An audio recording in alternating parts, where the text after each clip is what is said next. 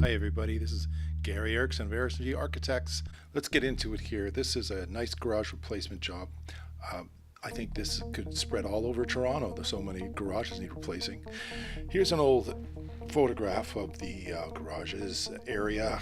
It's a beautiful old broken down backyard full of water, swamped out, and this huge massive tree was the most difficult thing to remove you've ever seen. The owner just wanted to get rid of it, but unfortunately it was very difficult, so we had to draw it in, and there you see it in all the preliminary design renderings, just sitting there in the middle of his backyard enjoying the sun. He successfully removed it after much effort with an arborist, testing to see if it was alive or dead, and there it is, gone. Gone, and you got the beautiful space now. A friend of mine did the landscaping on this job. It wasn't me. I just did the garage design. Nicely constructed for about, I think it was $20,000.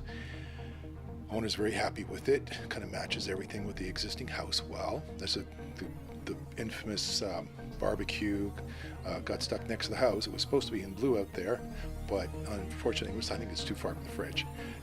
There's a door.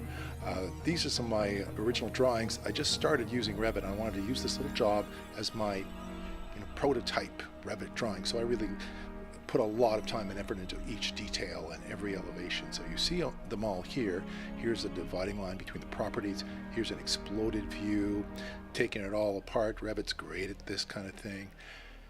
And the interiors, this is the inside of the garage, better left unfinished. So useful having those naked studs and rafters, and that one drywall is just there for rating purposes next to the property line.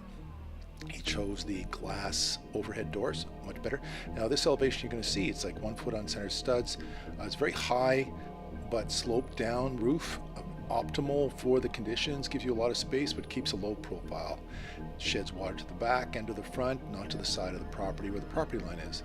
I was very much helped by my friend the structural engineer, Zan and Associates, who helped me with all the little details, let me get away with things like that cantilever you just saw. Thank you, Kay. These are little details. We love those, and this allows me to get away with a building permit. This job turned out really well. The owner was very happy, and so am I, and I hope you could be too.